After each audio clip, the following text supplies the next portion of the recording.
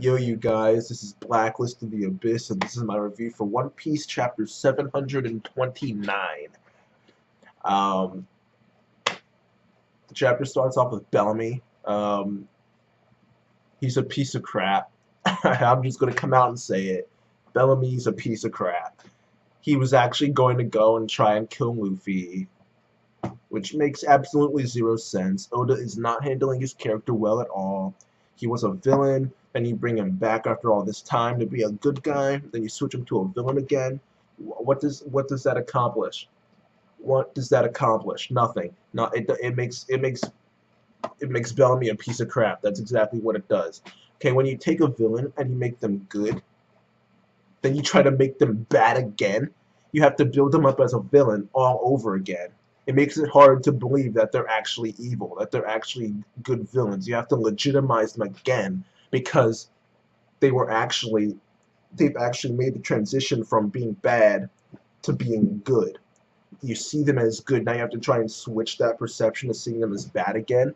It's obviously not going to be that easy because you just saw them as good guys. It's if he was going to have Bellamy do this, he should have just kept him evil the whole time. That way, at least we think he's pretty legit as a villain. But no, he became.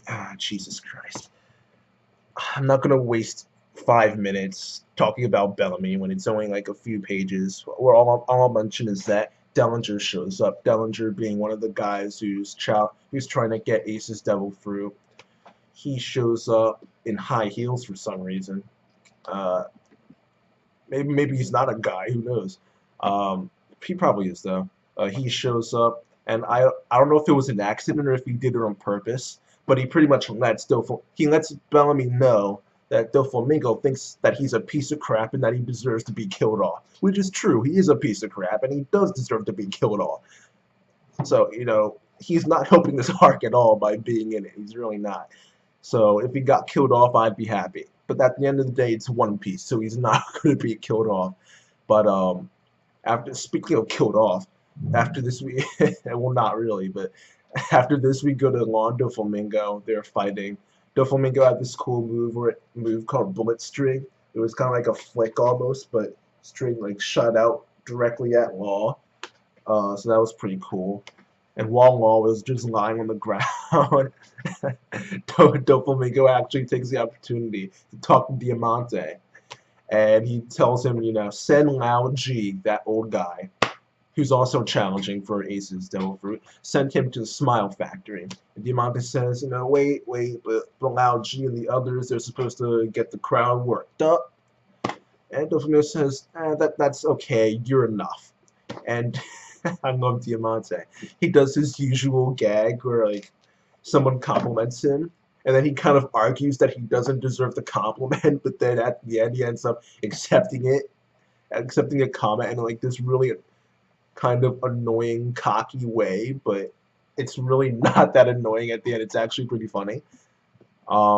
In this particular example, he didn't really deny it for too much. He kind of just denied it. He did like a kind of denial once. That was pretty much it, but it was still pretty funny.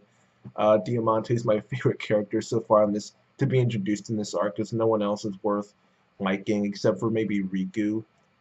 Rebecca, I guess, but she hasn't really done anything yet, so at least we got the flashback with Riku, but I'm getting off topic. Point is that Diamante is awesome. But after that whole Diamante stuff, Doflamingo starts talking to Law, and Law ends up saying that he put all of his faith in the Straw Hats because he believes that the will of D is gonna bring another storm, and he's right about the will of D bring another storm. At the end of the day, Luffy's gonna do something main character worthy, but he's not right in putting his faith in Straw Hats right now because Sanji betrays that trust later on, but I'll get to that later. It's my least favorite part of the chapter. But after this, we actually see Zoro and Luffy and the Marines. I think the guy's name was Bastille. Him and his men find out that the guys in disguise are in fact Zoro and Luffy. They're talking about the different people who are in there who have already been eliminated that they want to capture, and the only one they can actually remember is Don Chinjiao. The other ones they can't remember because the other ones have been turned into toys. But after we're done focusing on the Marines, they do this. The Straw Hats do this three-way call when the transponder snails, and they pretty much they're just talking about the current situation. Frankie does most of the talking.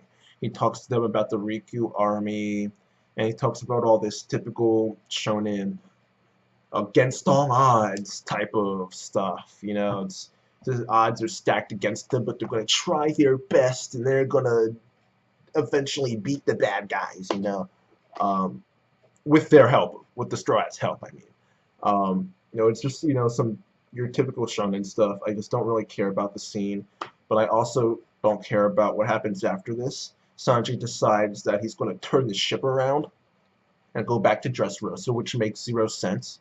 It makes none at all. He betrayed the trust that Law put in him. He was supposed to go to Zou, get Law's crew, and then he could come back. But no, instead of coming back with actual people who could add to your fighting force, he comes back with a kid, two useless people, Nami and Chopper, a piece of crap in Caesar, though I guess that description kind of fits Chopper too.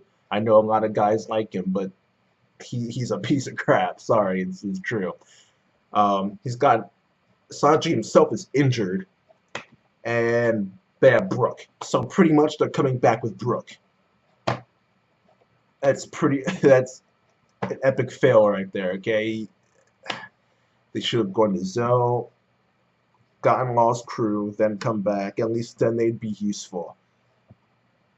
So I guess I have to be fair and say that I don't really know how far away Zou is, but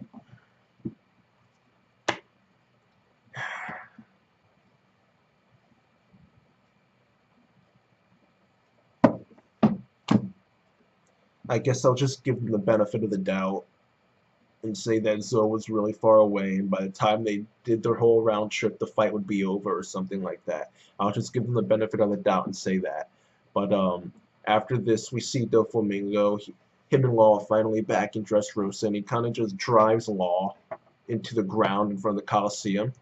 And instead of cutting his head off with his strings or doing something along those lines, he decides to take out a gun and shoot Law. Why? Just take his head off.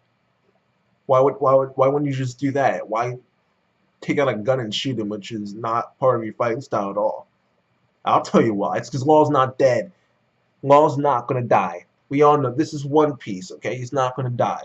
Alright? I don't want it to happen, but I wouldn't be surprised if Monet came back all of a sudden, saying, "Oh, I'm alive," alright? Law is not gonna die, alright? Number one, because he's Law. And we still yeah, that's the only really reason you really need. He's Law. Number two, well, then again, okay. Alright, here's the real reason why he can't die. He's a supernova, he's important to the story, and if he died in this way, it would be very anticlimactic. Someone with Law's importance to the story cannot just die with a, "Oh, look, I shot him," and then that's it. He deserves a much more climactic death than that. Like Ace and Whitebeard got. Even Monet got a more climactic death. Or a more dramatic death, I should say. But with Law, it's just like, oh, he just got shot. Oh. You know, it's just not, he's not dead. Right? He's not dead. At the end, when he's dying, he says the name Korra. I guess what happened with all this stuff that happened 13 years ago, it involves someone by the name of Korra. The fact that her name is Korra means I automatically don't like her. But hopefully she's hopefully she's a little better than the Korra that I know.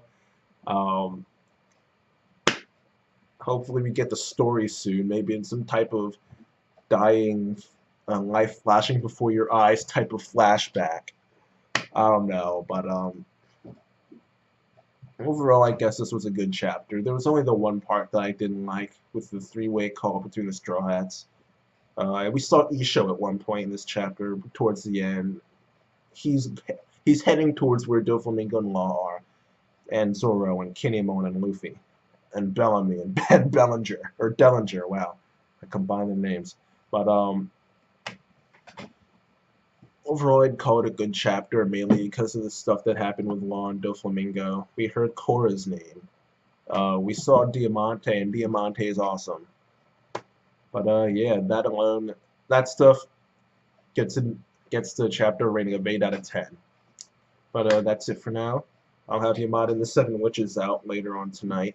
I need to eat dinner, even though it's 12:43. Uh, I need to eat dinner and actually read the chapter first. So yeah, I'll see you guys later. Rate, comment, subscribe. Bye.